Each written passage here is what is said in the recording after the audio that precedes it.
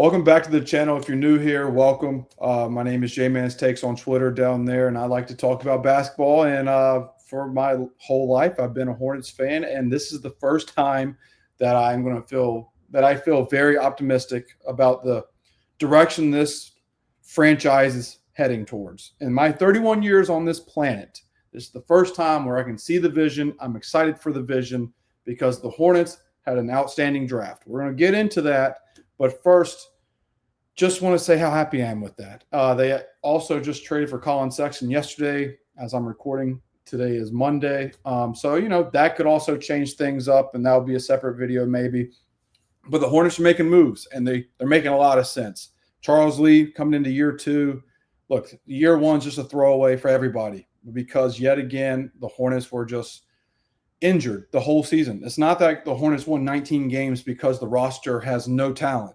Trey Mann was on pace to be one of the six man in the running for six man of the year. The guy was outstanding for his first 13 games. He goes down. LaMelo's been on and off the court all his career. Brandon Miller, after a really good rookie year, he was hurt. Mark Williams, we know with him, as we'll talk about some too, but everybody was injured. 45, I think, different lineups.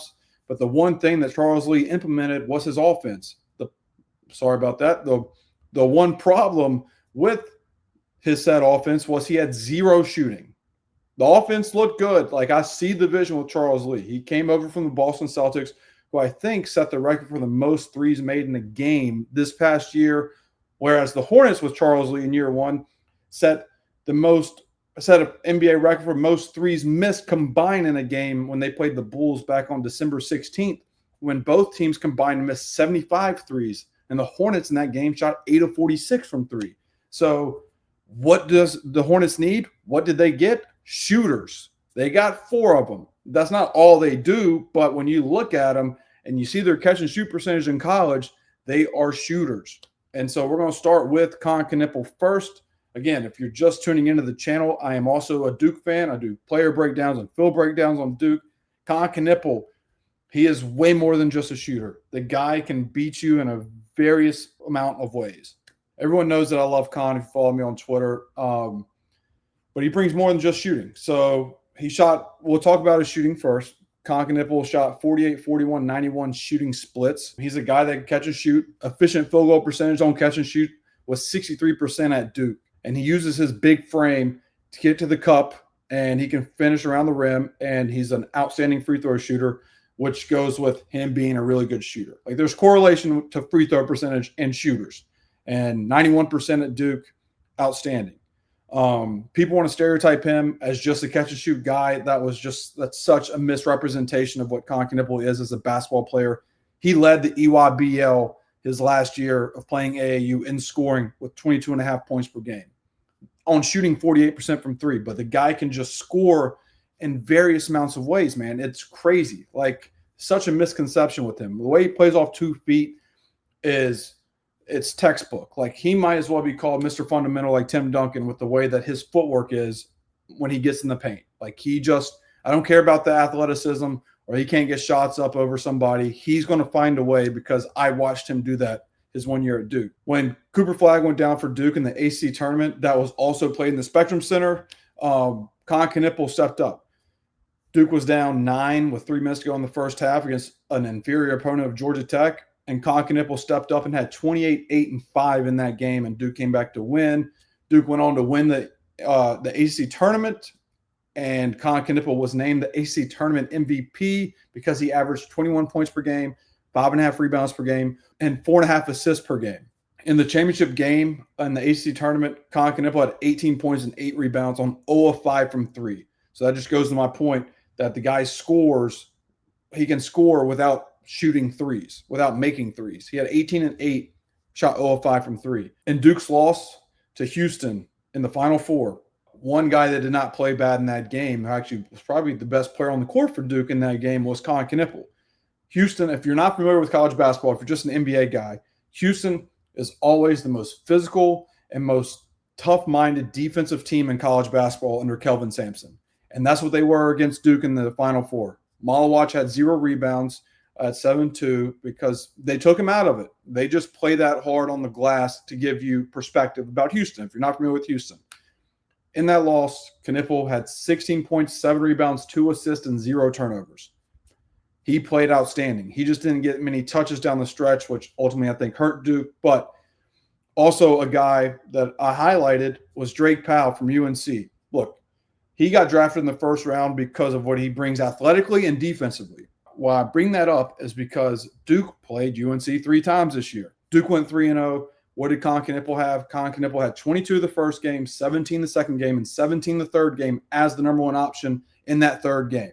He went 7 of 10 first game, 7 of 11 in the second game, and 5 of 11 in the third game. So Kon Knueppel scores and beats you in different ways, and I haven't even got started on him, and I won't even touch him being a facilitator. I just wanted it to be known that I witnessed Kon Knueppel light it up from 3, light you up off the dribble to get to the rim, and his little mid-range when he can't get to the cup. He is the perfect fit and the perfect pick for the Charlotte Hornets at the 4 spot. Now on to Liam McNeely. Look, the Hornets getting 2 first-round picks for Mark Williams after it was publicly known that he failed a physical with the Lakers a couple months ago, which was bullshit, by the way, because he should have passed that physical. The Lakers just felt like they got finessed and freaked out. For him to still come back, Jeff Peterson to come back and get 2 firsts for Mark Williams and land a McNeely and a pick next year, impressive stuff by the front office. And McNeely, he's a shooter. I know at first glance you're going to see his shooting numbers like, he's not. He is. Trust me. I know his shooting splits were 38, 32, and 87. But like I said, there's correlation to the free throw percentage in shooting. So I look at that 87% from the line. Duke can knock it down. He was put in a tough spot with UConn.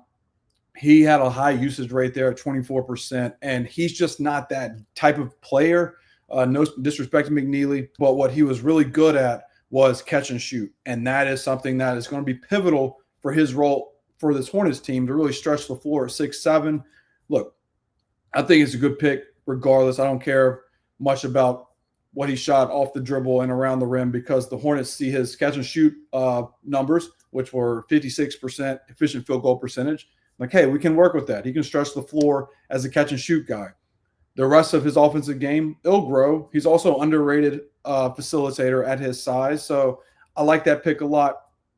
Areas of improvement for sure, but Liam McNeely makes a lot of sense what he can bring to the table off of catch and shoot. Next up, Sion James. Like I alluded to at the beginning of the video, I've made player breakdowns. I made one with Sion James when he committed to Duke over a year ago.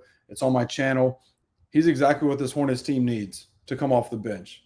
So Sion James led Duke in assist-to-turnover ratio. I think it was 2.4 on a 35-win team. He was Duke's 6th man to start the year also, and he became the starter for Duke. He slid in the starting rotation.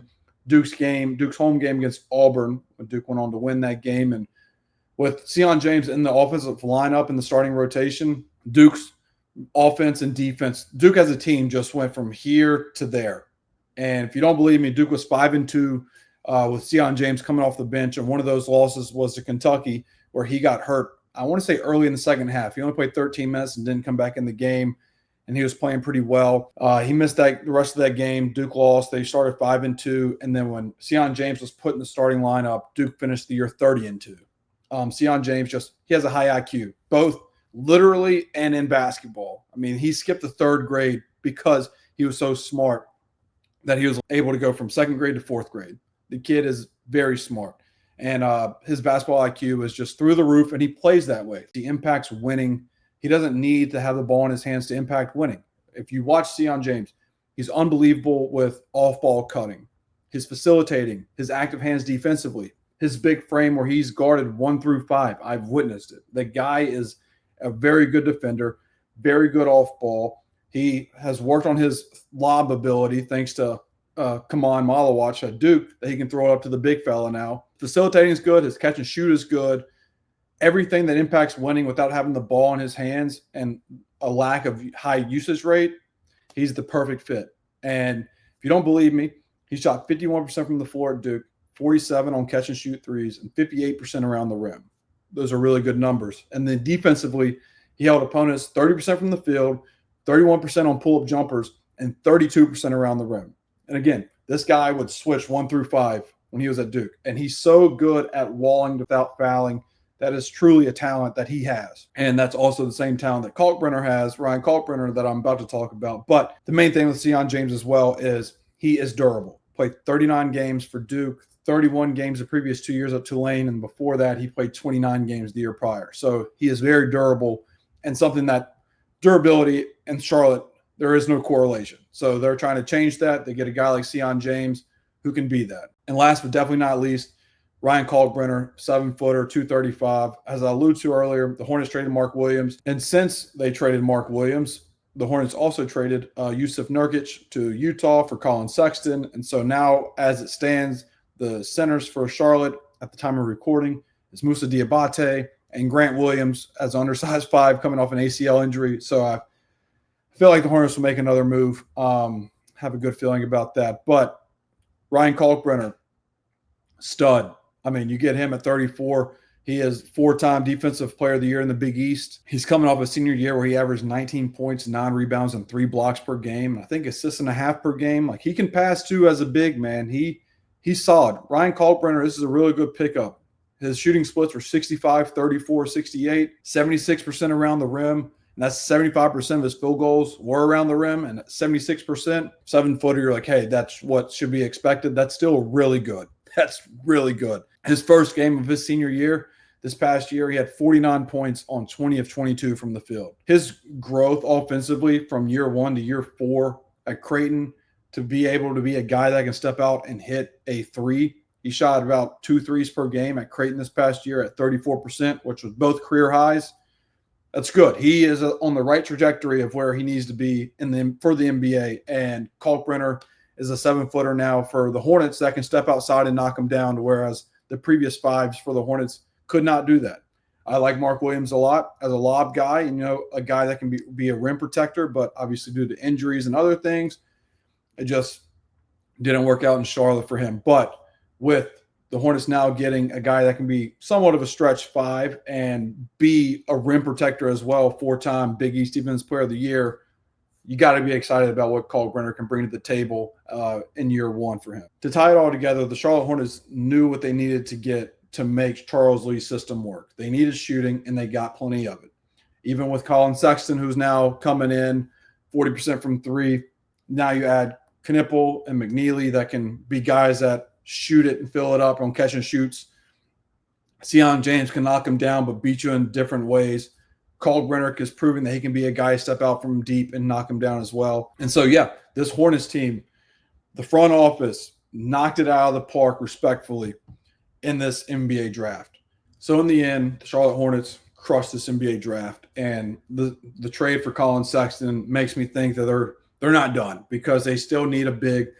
I like what Kalkbrenner's going to bring to the table. I like what Diabate brought to the table last year, his energy, but I think the Hornets want to move him to some of the 4 position this year, which makes sense why they have Kalkbrenner as a kind of a stretch 5 to go off of Diabate possibly playing a 4 spot. And so I wouldn't be surprised if the Hornets, either parlay Sexton for another center, or they do something else they trade Bridges, who knows. But the Hornets not done in free agency. I would not be surprised to see them land somebody else and really try and get year 2 to go in the right direction, since year 1 was kind of a letdown due to injury.